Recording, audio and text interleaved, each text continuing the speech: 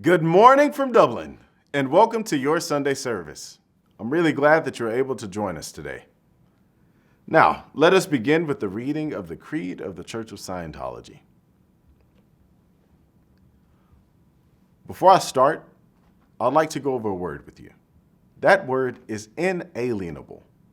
Something that is inalienable is something that is yours, and it cannot be taken away from you or given away by you. It will always be yours. The Creed of the Church of Scientology.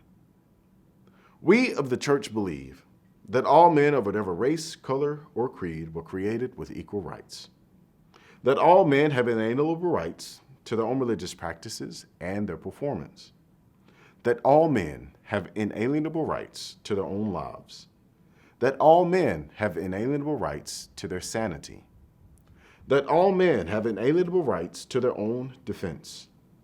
That all men have inalienable rights to conceive, choose, assist, or support their own organizations, churches, and governments.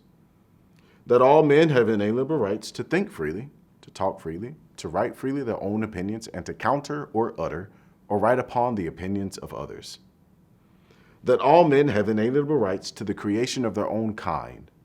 That the souls of men have the rights of men, that the study of the mind and the healing of mentally caused ills should not be alienated from religion or condoned in non-religious fields, and that no agency less than God has the power to suspend or set aside these rights, overtly or covertly. And we of the Church believe that man is basically good, that he is seeking to survive, that his survival depends upon himself and upon his fellows in his attainment of brotherhood with the universe. And we of the Church believe that the laws of God forbid man to destroy his own kind, to destroy the sanity of another, to destroy or enslave another's soul, to destroy or reduce the survival of one's companions or one's group. And we of the Church believe that the spirit can be saved, and that the spirit alone may save or heal the body. Now, these are the beliefs in which we stand firm on. Now, there's a lot of information that goes around on a daily basis. You have the news, you have coffee shops, conversations with friends, the radio, and also newspapers. But what happens when you see something that's not true? Because you know that it's not true. Well, let's have a look at what L. Ron Hubbard says about personal integrity. What is true for you is what you have observed yourself. And when you lose that, you have lost everything. What is personal integrity? Personal integrity is knowing what you know. What you know is what you know. And to have the courage to know and say what you have observed. And that is integrity, and there is no other integrity. Now, you can think of a time where someone may have said something that was not true, and you stood firm on what it is that you observed, and you spoke out against it. That was you sticking with your personal integrity. Now, you also may find times where you may have been silent or not spoke out against something that you saw or heard that was not true. It happened. Okay. Now you see what personal integrity is. Of course, we can talk about honor, truth, all these things, these esoteric terms. But I think they'd all be covered very well if what we really observed was what we observed. That we took care to observe what we're observing, and that we always observed to observe. So you keeping a state of mind of where you are actually causatively observing something. You know that you're observing it. You're making sure that you're not taking in any bias, any data from some other source. You're looking directly at that thing for what it is and not on some via from some other place.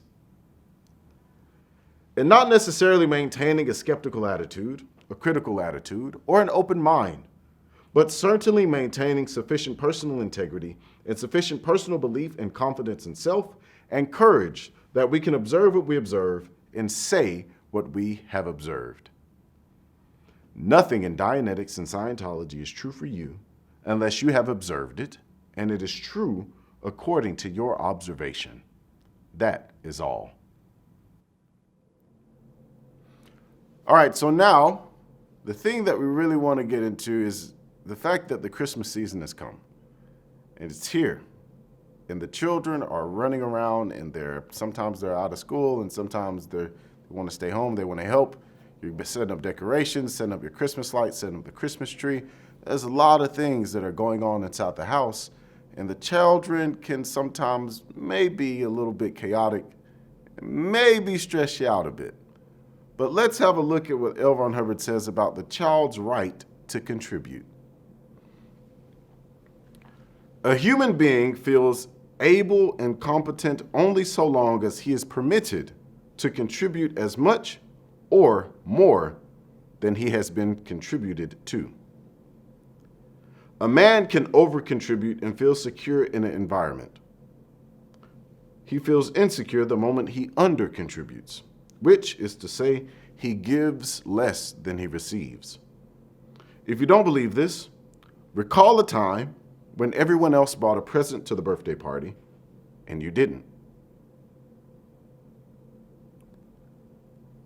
How did you feel? All right. A human being will revolt against and distrust any source which contributes to him more than he contributes to it. Parents naturally contribute more to a child than the child contributes back. As soon as the child sees this, he becomes unhappy.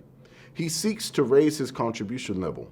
Failing, he gets angry at the contributing source. He begins to detest his parents. They try to override this revolt by contributing more. The child revolts more.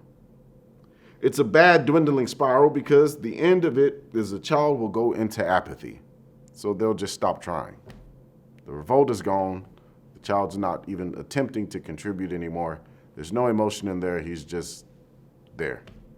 Maybe he just sits in his room and watches Cocomelon all day. That's it. You must let the child contribute to you. You can't order him to contribute. You can't command him to mow the grass and then think that it's contribution. He has to figure out what his contribution is and then give it. If he hasn't selected it, it isn't his, and it's only more control. A baby contributes by trying to make you smile. The baby will show off. A little older, he'll dance for you, bring you sticks, try to repeat your work motions to help you. If you don't accept these smiles, those dances, those sticks, those work motions in the spirit they are given, you have begun to interrupt the child's contribution. Now, he'll start to get anxious. He will do unthinking and strange things to your possessions in an effort to make them better for you. You scold him, and that finishes him. Something else enters in here, and that is data. How can a child possibly know what to contribute to you or his family or home if he hasn't any idea of the working principles on which it runs? A family is a group with a common goal of group survival and advancement. The child not allowed to contribute or failing to understand the goals and working principles of the family life is cast adrift from the family. He is shown that he is not part of the family because he can't contribute, so he becomes anti-family. He's there, but he's not really working with the family, so he's working against the family. Catch my drift? The first step on the road to being antisocial. He spills milk, annoys your guests, and yells outside the window in play. He'll even get sick just to make you work. He is shown to be nothing by being shown that he isn't powerful enough to contribute. You can do nothing more than accept his smiles, the dances, the sticks of the very young. But as soon as a child can understand, he should be given the whole story of the family operation. What is the source of his allowance? How come there is food, clothes, a clean house, a car? Well, daddy works. He expends hours and brains and brawn for this. He gets money. The money handed over to a store buys food. A car is cared for because of the money scarcity. A calm house in care of daddy means daddy works better, and that means food and clothes and cars. Education is necessary because one earns better after he has learned. Play is necessary in order to give reason for hard work. Give him the whole picture.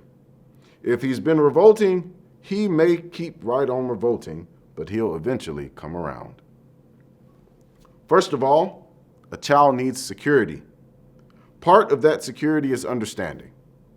Part of it is a code of conduct which is invariable, meaning it does not change. So there should be a code of conduct that is unchanging. What is against the law today can't be ignored tomorrow. So, if on weekdays the child goes to bed at 10 o'clock or 9 o'clock, whatever the bedtime is, the child is in the bed at that time, not watching or playing games on a tablet. They're in the bed. You can actually handle a child physically to defend your rights, so long as he owns what he owns and can contribute to you and work for you. Adults have rights. He ought to know this.